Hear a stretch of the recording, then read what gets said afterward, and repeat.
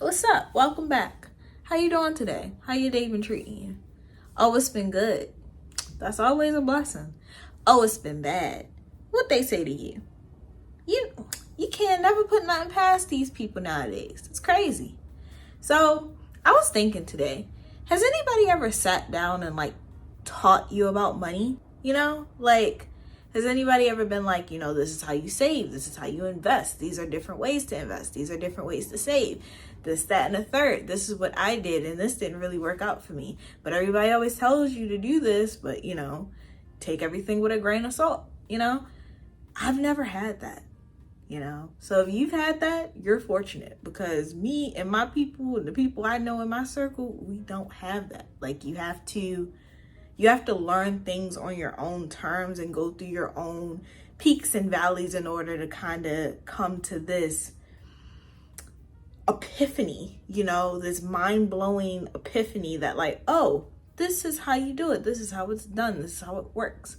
So I'm embarking on this savings journey for a couple reasons. One, I actually have a problem with saving, and it's kind of a little crazy because I majored in a finance related field. Two, if we being real with each other, money is the root to all evil and all problems ever. The devil is at work every time you get paid. It's kind of a tragedy. Somebody should arrest that dude. Because what's the issue? Okay, I can't blame money all for that. Honestly, not being able to manage your money, save your money, know how to facilitate your money effectively causes the most problems. And shoot. Why not? Minus wheel.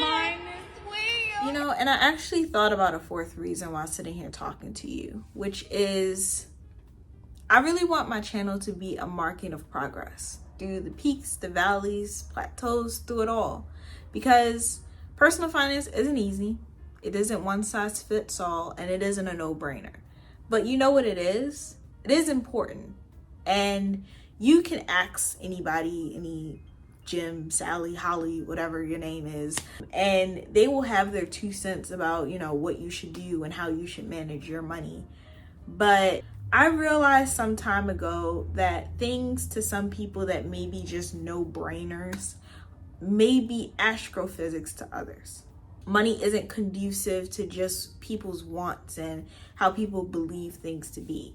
Money is different for everyone. And of course, updates to come, but hopefully you get something out of this. I'm going to do this challenge for me, but I'm going to also do it in hopes that you gain something valuable from this experience, or my narrative when it comes to this experience. You take some sort of satisfaction out of knowing that you're not the only one just trying to figure it out, or you can take some of the methodology that I place behind what I'm doing in my personal finance and maybe apply it to yours if you find it applicable. The challenge. So this is how this challenge is gonna go. Every time I say the word challenge, in my head, I'm on horseback with my little army behind me talking about, we ride at dawn. So the goal amount is $6,975 by the end of the year. So at the time I officially declared this challenge, it was June 6th. And at that point in time, there was about 33 weeks left in the year of 2022. I'm going to break this down a little bit so that I can show you where my numbers are coming from. The method. So the method I'm going to be using in this challenge is the 50-30-20 rule. I'm only going to be focusing on the 20% end of it, because for the remainder of my expenses, I follow a different methodology when handling those. So for anyone who doesn't know, the 50-30-20 rule refers to a breakdown that you should follow when it comes to receiving paychecks. Whenever you get paid, 50% should go to your needs, 30% should go to your wants, and 20% should go to savings. So here goes the demonstration portion. It's not anything heavy on the math, so these are calculations you can do on your own, just plug in your own numbers. My goal amount was a little inaccurate. It's actually $6,187.50, not this larger number. So I use stock numbers for this just so that it can be applicable to anyone and you can see other numbers being plugged in. So in this case, let's say Sally makes $710 a week, and there are 33 weeks remaining at the time of starting that challenge. So you take that 710, you multiply it by the weeks remaining, and you get this much larger number.